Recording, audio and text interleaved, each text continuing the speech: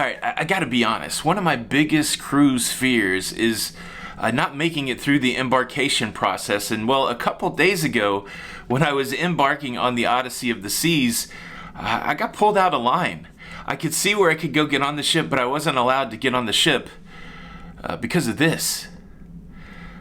Embarkation day stress. Let's talk about it.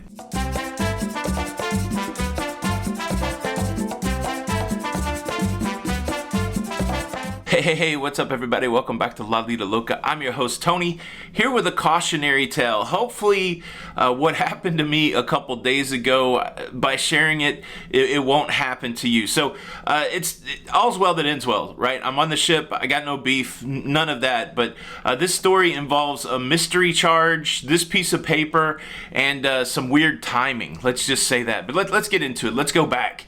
Let's go back to Monday, to Embarkation Day. It was about an hour before I got on the cruise, and my lovely wife Jenny, she called me up and she said, "Are you checked in for the cruise?" And I'm like, yeah, I went through the check-in process a few days ago at home. I've got the app pulled up. I've got my boarding pass. It says I'm green, that I'm ready to go cruising. She's like, do you have all your documentation? I'm like, yeah, I've got everything ready to go. And she said, the weird thing is this morning I've been getting emails from Royal Caribbean saying that we owe $52 on this cruise. And we didn't owe $52 on the cruise. When we booked the cruise, we added the gratuities, we paid it in full, we had the receipt of that. And so we were going through this quandary, like, was there enough time to call Royal Caribbean and resolve this there through the customer service, or should we just get on the cruise ship? I mean, it's $52. Obviously, I have a credit card on file. That shouldn't be a big deal. And we decided, yeah, I'll just go get on the cruise because, you know, again, it shouldn't be a big deal, I wouldn't think. That's a little bit of foreshadowing that it was a big deal. So I took an Uber from the hotel that I was staying at. I ended up at the cruise port right about 12 o'clock for my check-in time. I got in line. I had all my paperwork ready, my vaccination card, my COVID test result, my passport, my boarding pass. And look, I whizzed right through the whole thing. I went through security. I went through the pre-check for the vaccine card. I went through the, showing the negative test result. And I ended up at the final station where they basically check you in. They ask you a couple more questions, and then they put you in that line that puts you onto the cruise ship.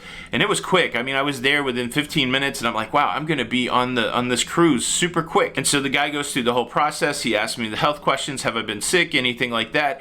And then he gets to the very end, and he keeps hitting the button on his tablet, and he was like, like he was making noise, and then, I was starting to get that feeling on the inside, like you've seen other people go through, and as soon as they were hitting that last button, they were allowed to go through, and he was giving some and going back through, let me check this, let me check that, and then finally he looked at me and he said, hey, look, you got to go to this other line, I got to take you somewhere else. And so we went to a desk, we talked to a supervisor, and she pulled up my reservation, and she looked at it, and she gave it a or two, and then she said, okay, well, we got to take you somewhere else. And so that was stop number one. They took me across to an area where it was pretty obvious that they were dealing with families who were cruising. They were dealing with kids that had to be tested. And they brought me to a queue, and they said, hey, look, this guy is flagged. We need you to look at him. And they were puzzled because they're like, well, we're only testing kids. Is this guy traveling with kids? And they're like, no, he's not traveling with kids.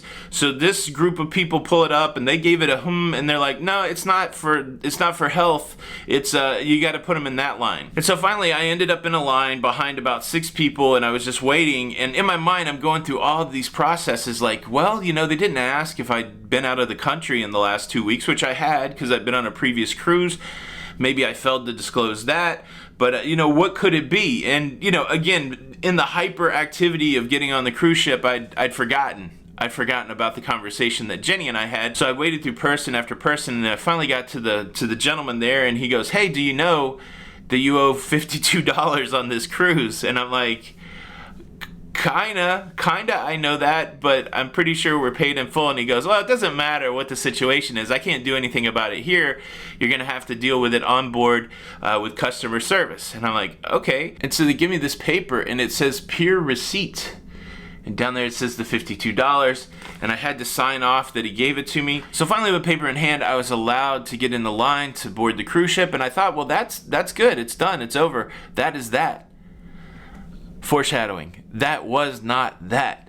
I'm going to tell you the rest of the story, but first let me quickly invite you to subscribe. If you like staying up to date with everything that's going on in cruising, please consider subscribing with the notification bell on. That way you don't miss out on any of these episodes. Thank you in advance. You know, it took 30 minutes to get through all of that. Still not a bad embarkation, but now I'm ready to go on with my embarkation day. Get on the cruise ship, and I'm going, it's 12:30, and I'm going to look for my muster station. I'm going to look for my cabin. And they tell me that, you know, those things don't open till 1 o'clock. So I settled in and I had lunch at Giovanni's Kitchen, which was part of the specialty dining package that I had. And I sat at Giovanni's Kitchen for about an hour, and I started plotting out what specialty dining I was going to have. You have to reserve it, those go quick. And so I was doing that, and everything seemed cool. So at 1 o'clock, I went to the muster station. I went up to my cabin. I got settled a little bit. Then I started walking around the ship just to kind of get a feel of it. And then I said, well, you know what would be cool? This is the first time I've ever had an aft balcony. Let me do an aft balcony sail away live for you guys. If you haven't seen that video, I'll leave it linked above. So getting ready for the live stream was the plan, but I did realize I had a couple things I had to switch around. I was like double booked on the teppanyaki because I had to move something so that I could get the steakhouse in. So I started messing around with the app again, and as I was moving my the reservations around, all of a sudden I got an error on my app that said, look, you have to come to customer service because you can't charge anything else to your room. And this is the other scenario you don't want on a cruise ship, where you can't all of a sudden get a drink at the bar or do anything planning wise because you have to go to customer service. And look, it was getting stressful because the timing was kind of tight. I'd already published out that I was going to be doing the sail away, but I didn't want my account to be in disarray. And so it was like 3:30, and the sail away that I was supposed to be up here on camera was at 4:30. And I'm like, all right, let me go see what the customer service line is like. And so I get down to the customer service line, and it's long, of course. And I'm in that line until all the way 4 o'clock. I finally start to talk to somebody at 4 o'clock, and they're like, yeah, you owe $52. And I'm like, what's it for? What is the $52 for? Because we're pretty sure that we prepaid everything. It doesn't make sense to not, you know, pay $52. And the guy said, well, there's no notes as to what the $52 is for. There's no descriptor as to what the $52 is for. And so it became a mystery charge at that point. And he said, we're going to send this back over to the shore side for investigation, and we will resolve it for you. We'll let you know how it turns out. The reason I shared this story this morning is I woke up and the $52 charge is gone. But the cautionary tale here, the thing to throw at you guys is, I guess in the future, the thing to do is when you see some sort of anomaly like that before you embark is to try to resolve it. Again, I don't think we had enough time to resolve it. This email came kind of late, and so yeah, I mean, all's well that ends well. Again, customer service was very helpful. The charge is gone, but there was those moments. Yeah, if you're like me, I'm very meticulous when it comes to embarking the cruise ship. I want everything to go smooth, and any little hiccup in there, you're like, is this going to result in me not getting on the cruise ship? There was a couple moments that I felt like that, but again, all's well that ends well. That's how this piece of paper caused me some embarkation day stress.